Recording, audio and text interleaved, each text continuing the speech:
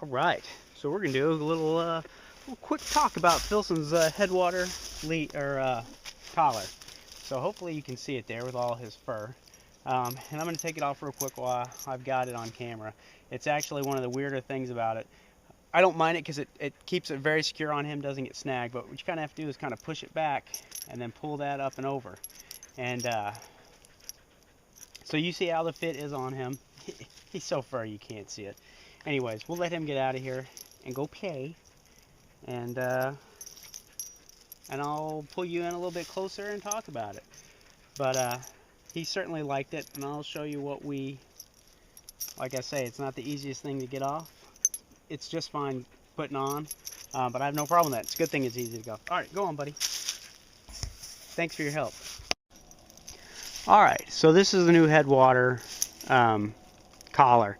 The difference between it and the other one is this setup, where it's almost like a belt. And as I was showing when I pulled it off him, it is kind of hard. You have to kind of slip it, pull it back up over here, and then kind of watch the holes as you pull it to get it off, which I think is fine. It's actually awesome. That stays, it moves with the entire mechanism, so it doesn't get caught on anything, stays very secure, stays out of his way, and just doesn't get on anything. And then as it loops through, you know, it seats where it's going to go, and then it stays tight.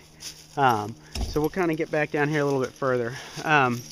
So he's had this for a little over a month now, and we've really been waiting for this. So he used to have this, which is a cycle dog, made out of old bike tires. It never got stinky, and there's really nothing wrong with it. I liked it just fine.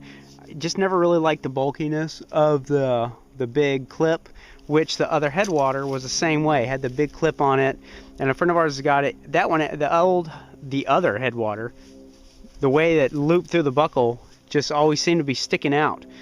This is awesome. So for me though, the biggest point for it is, in the winter time, we run a light at nighttime, and I don't know if we hadn't run it in months, but this thing is very bright, and when he's got it on at night, especially him because he's got so much fur, if it's hanging below him, it's almost not effective. If it's hanging off his neck in the lower setting, or you know, if it's hanging like a traditional one is down off the bottom of his neck, you just cannot barely see the light.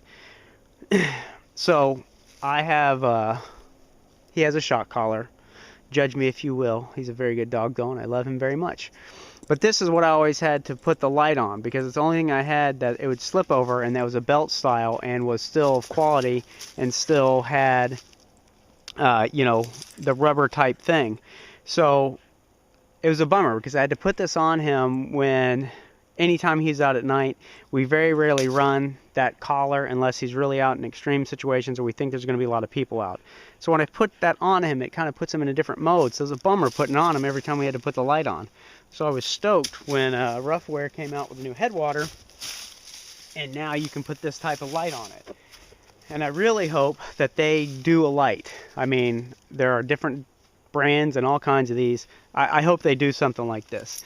You know, it fits as you think it would, but it has to be this kind of belt one to where, you know, it can slip over it.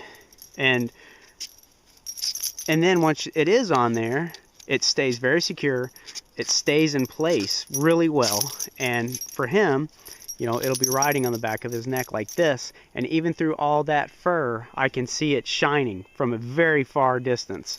When we're on the trail, he's usually out in front of me, and I can see that from quite a distance. And it has really been a great tool. When we had a big property before, and at night he'd used to just run out by himself at night when he had to go to the bathroom or whatever, he was outside. And you could see him 2 acres away, no problem with that light on. So we really like that, and this is the only configuration I think works for having a light on. But anyway, so that's the biggest reason we got this collar. But we love Ruffwear products. He's got a handful of them, and we've been very happy with them.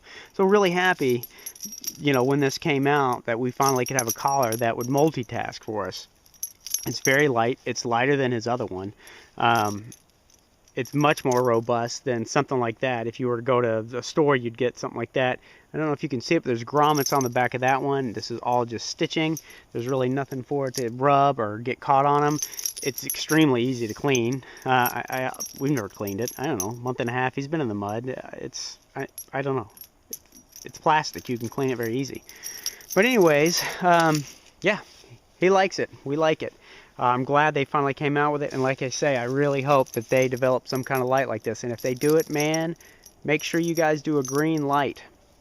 We used to live out in the country, and I think a red light is bad. It just, I don't know, cars or whatever, they have a blue light. I think a blue light is bad when it's out there, police, whatever, I don't know. When you see a green light, you just don't think of anything else about something moving out there, and I think it's easier to associate with a dog. But anyways, there we go. That's my thoughts on the good old Headwater. Stoked they finally made one. And man, just like everything else Ruffwear makes, all the hardware is just super robust. I think all the stitching looks good, and I have no doubt that if anything goes wrong with it, that they'll replace it or fix it or repair it. So anyways, there you go. Go outside. Have some fun. Take your dog.